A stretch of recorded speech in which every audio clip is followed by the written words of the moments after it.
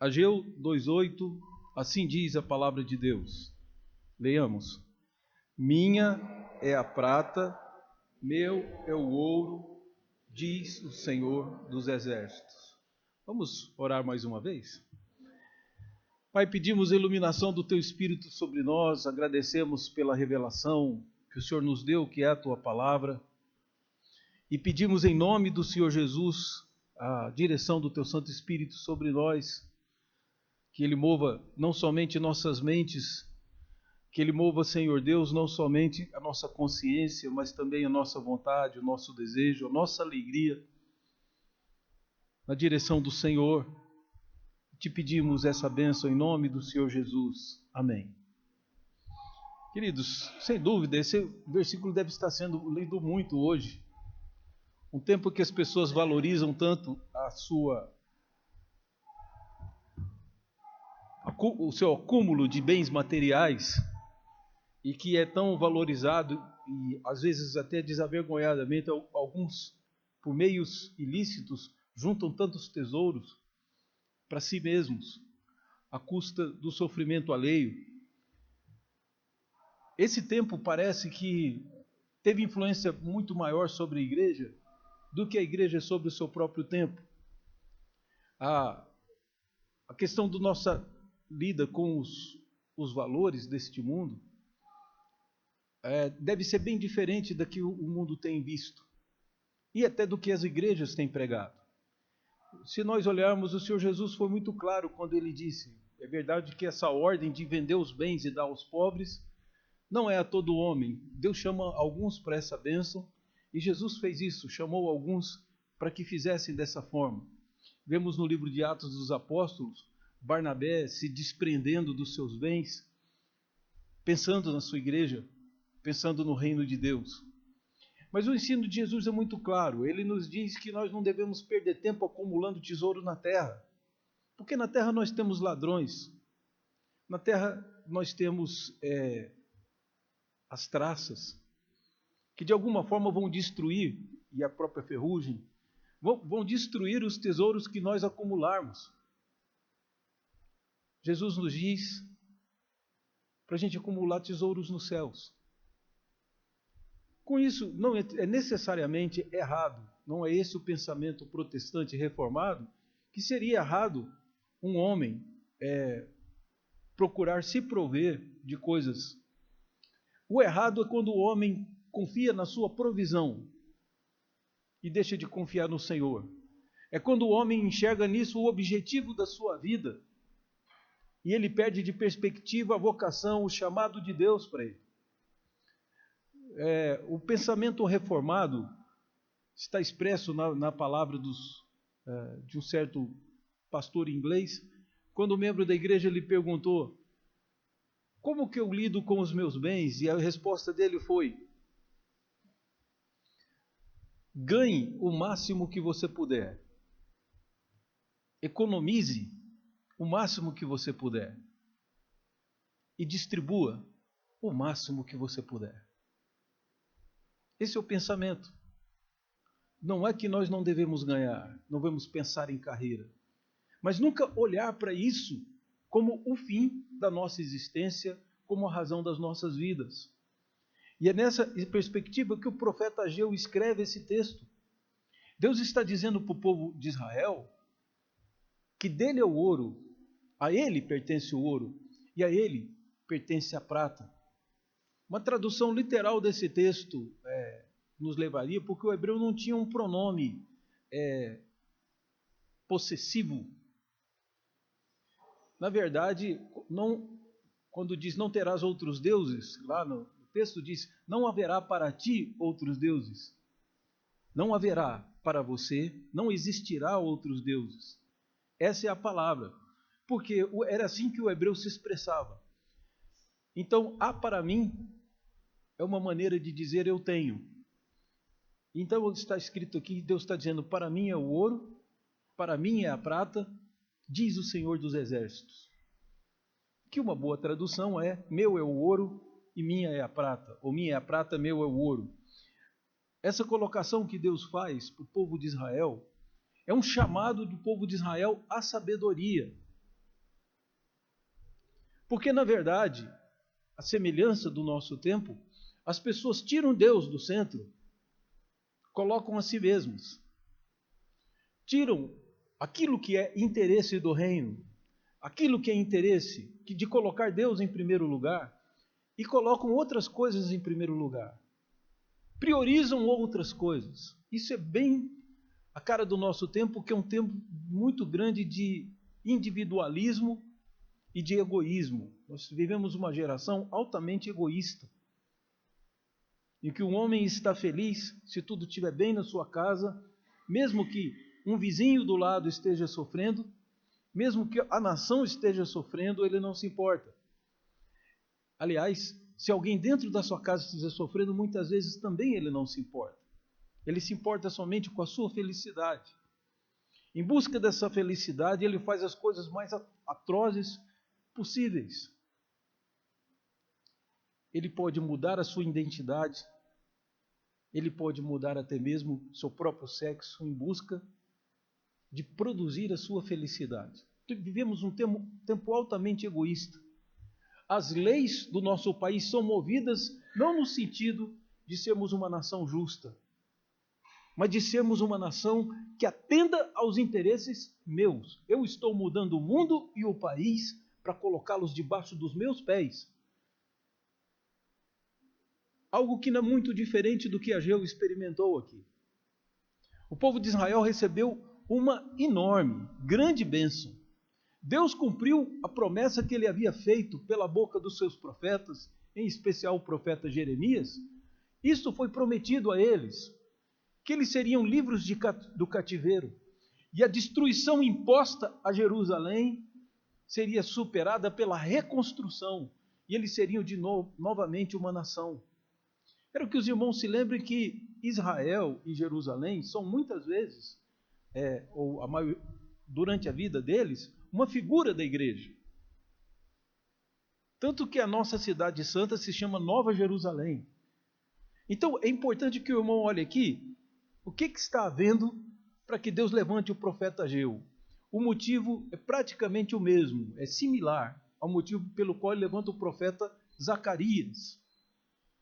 Só que a mensagem de Zacarias é bastante contundente e bem particular. Esse aqui é o livro do profeta Zacarias fala de um assunto parecido com o de Ageu. Eu disse parecido, porque ele também é escrito para estimular a reconstrução, a restauração de Jerusalém, na glória que ela precisava ter. Porém, aqui, o profeta Zacarias dirige muito mais a sua profecia ao rei Zorobabel. Zorobabel é um governador enviado que tem ascendência no trono de Davi, e Zorobabel vem para o hebreu olhado como um rei. Para os persas, ele vem, o olhar que tem sobre ele é um governador de um vassalo, mas de qualquer forma, ele recebe todo o prestígio para que Jerusalém, primeiro os muros, a cidade, mas especialmente a casa de Deus fosse restaurada, para que se voltasse a fazer sacrifícios ao Senhor de forma digna dentro dessa casa. Quero lembrar os irmãos que sem a morte do Cordeiro, o pecado permanecia sobre o povo e o povo seria, de alguma forma, massacrado pela ira de Deus. Então, para evitar isso, era preciso que houvesse templo e que houvesse sacrifício. Tudo, na verdade, uma figura de Jesus. Então, enquanto Zacarias vai falar com uma linguagem apocalíptica, vocês vão ver que aqui há visões. Ezequiel, Daniel e Zacarias são os livros apocalípticos do Antigo Testamento. Assim que eles ganharam esse nome, porque é uma linguagem semelhante ao livro das Revelações e o livro de Apocalipse. E a palavra que é dita a Ageu é porque o povo, tão feliz com o tempo de liberdade que eles conseguiram, com o retorno para a Terra Santa, estavam se preocupando em tornar luxuosas, belas, atraentes suas próprias casas. E por isso não tinham tempo de cuidar da casa do Senhor. A casa do Senhor não estava sendo restaurada. Isso pode ser visto já nos primeiros versos. Eu vou pedir aos irmãos que acompanhem a leitura. diz: no segundo ano do rei Dario, no sexto mês, esse é o primeiro versículo do livro de Ageu. No primeiro dia do mês, veio a palavra do Senhor por intermédio do profeta Ageu a Zorobabel, filho de Salatiel, governador de Judá, e a Josué, filho de Josadaque, o sumo sacerdote, dizendo: assim fala o Senhor dos exércitos. Este povo diz: não veio ainda o tempo em que a casa do Senhor deve ser edificada. Veio, pois, a palavra do Senhor por intermédio do profeta Ageu, dizendo: acaso é tempo de habitardes vós em casas apaineladas, enquanto esta casa permanece em ruínas? Ora, pois, diz o Senhor dos exércitos: considerai o vosso passado. Tendes semeado muito e recolhido pouco. Comeis, mas não chega para fartar-vos. Bebeis, mas não dá para saciar-vos. Vestivos, mas ninguém se aquece. E o que recebe salário, recebe-o para pô-lo num saquitel furado. Assim diz o Senhor dos exércitos: considerai o vosso passado. Subi ao monte e trazei madeira e edificai a casa. Dela me agradarei e serei glorificado, diz o Senhor. Esperastes muito, e eis que veio a ser pouco. E esse pouco, quando trouxestes para casa, eu, com um assopro, o dissipei. Por quê? Diz o Senhor dos exércitos: por causa da minha casa, que permanece em ruínas, ao passo que cada um de vós corre por causa da sua própria casa. Por isso os céus sobre vós retêm o seu orvalho, e a terra os seus frutos. Fiz vir a secar sobre a terra e sobre os montes, sobre o cereal, sobre o vinho, sobre o azeite, sobre o que a terra produz, como também sobre os homens, sobre os animais e sobre o trabalho, todo o trabalho das mãos. Então, queridos, é diante desse quadro terrível que Israel vivia. Receberam de volta sua terra e, ao contrário de reconstruir tudo, dedicaram o seu tempo, dedicaram o seu coração a cada um cuidar de si mesmo.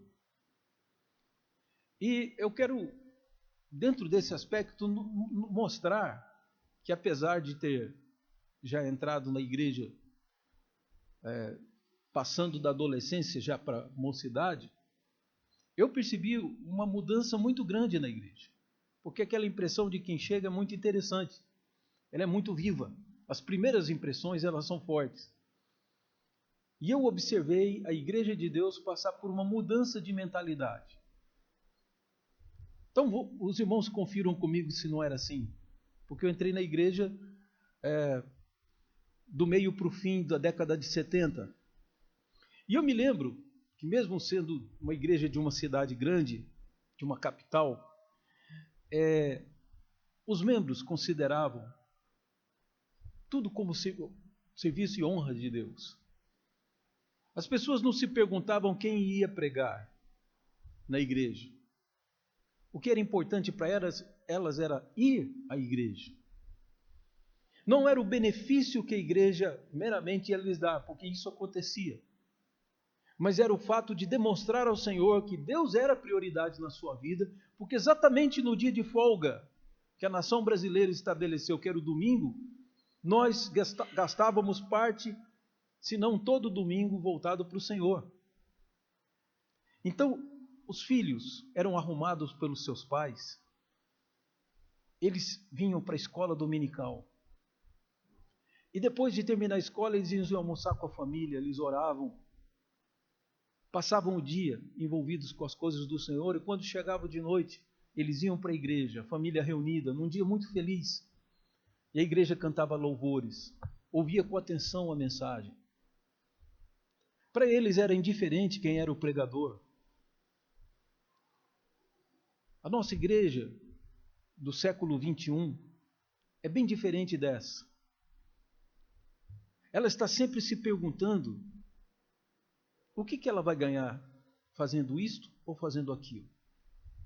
Como diz o profeta Ezequiel, o seu coração só ambiciona lucro. Então, dependendo de quem for pregar, eu não vou. Deixou de ser um culto a Deus para ser um entretenimento, porque nós estamos na era do entretenimento. Tudo é para nos distrair, inclusive os sermões, a pregação. Nós não queremos saber se é bíblico. O que importa é que se o pregador conseguiu atrair nossa atenção e nos deixar mais leves depois que ele pregou. Isso é terrível. Não é tão importante para o coração do homem do século XXI, especialmente do crente do século XXI, o quanto bíblico é a pregação. O quanto ela vai me mover a andar conforme a vontade do Senhor. Mas sim, como essa pregação vai servir para mim. Ela vai me entreter? Ela vai trazer alguma coisa de útil? Porque ela vai me ajudar a que com isso eu melhorar a minha própria casa. Não se pensa mais em termos da casa de Deus. Não se pensa mais em termos de todos os serviços que ela presta, que eu posso prestar e servir aos outros, mas sim o que ela pode me dar. Isso é um tempo muito comum. E é uma coisa muito comum no nosso tempo. E eu gostaria de chamar a sua atenção a uma palavra de sabedoria nesse texto. Jesus não disse que deveríamos rejeitar todos os tesouros. Ele disse que devíamos gastar o nosso tempo com tesouros que não se perdem. Tesouros mesmo. Olha que coisa interessante. Jesus nunca disse para nós que o Senhor sente prazer em nossa pobreza, em nossa miséria. Jesus nos disse que Ele tem riquezas e tesouros preciosos e lugares nobilíssimos, todos preparados para você.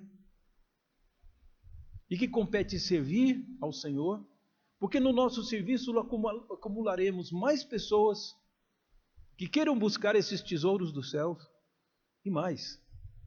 A vida na terra se tornará muito mais pacífica. Então, quando Deus diz, meu é o ouro e minha é a prata, é uma palavra de sabedoria.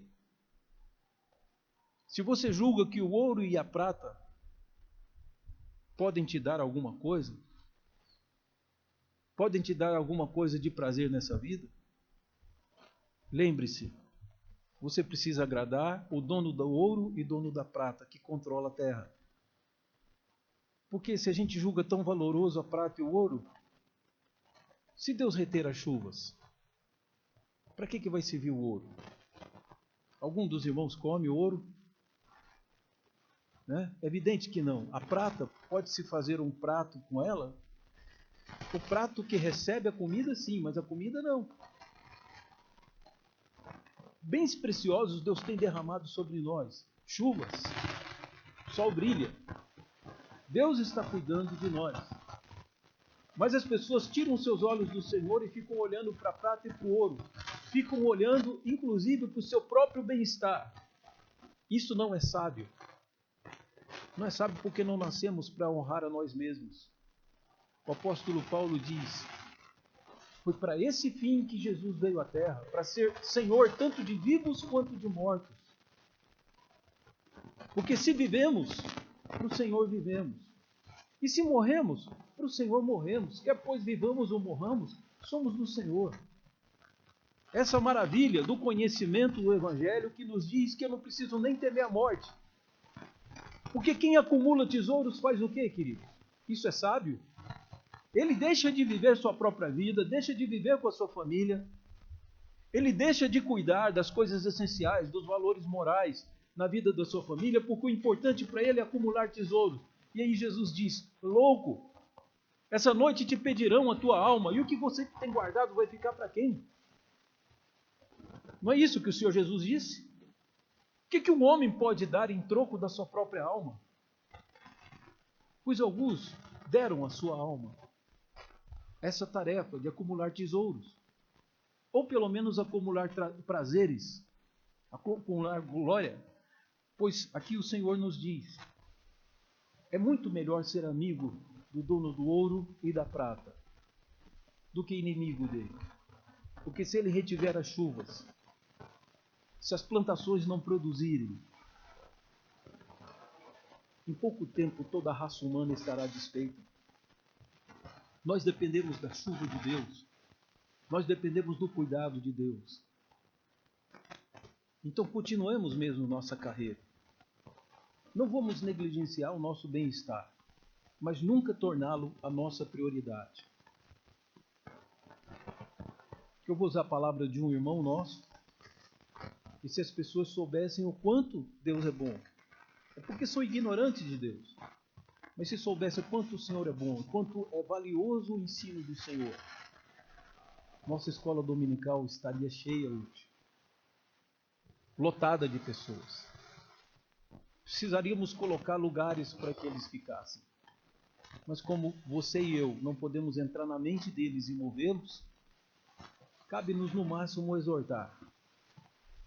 E por isso, em breve, nós estaremos fazendo uma campanha de revitalização da escola dominical. Porque a igreja ainda não inventou para que nós idolatramos a escola dominical. Longe disso.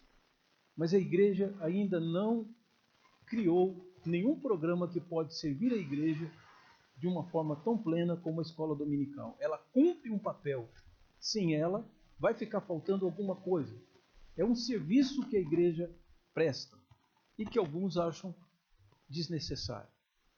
Mas se alguém busca o Senhor, a superintendência da escola escolheu um assunto que é tratarmos de salmos.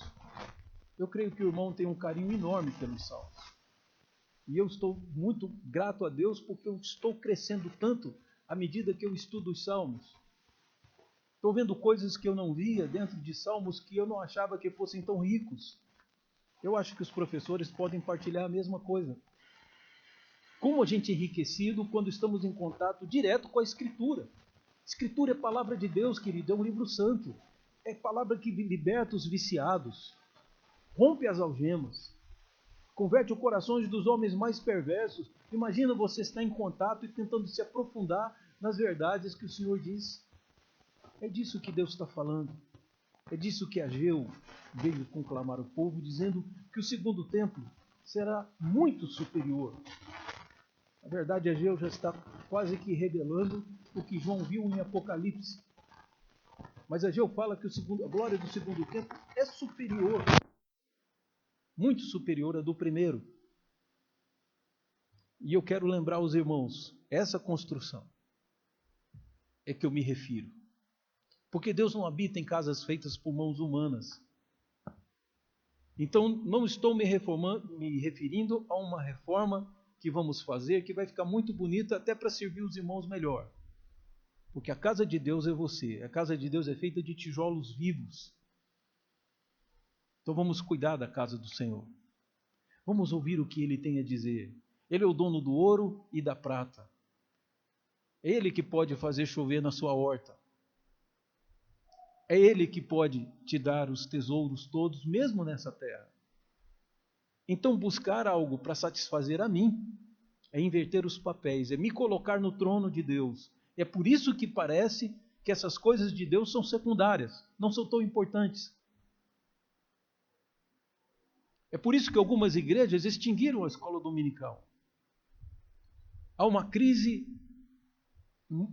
gerada, uma crise pensada pelo nosso inimigo. Que quanto mais ignorantes forem as pessoas, mais fáceis de se manipular.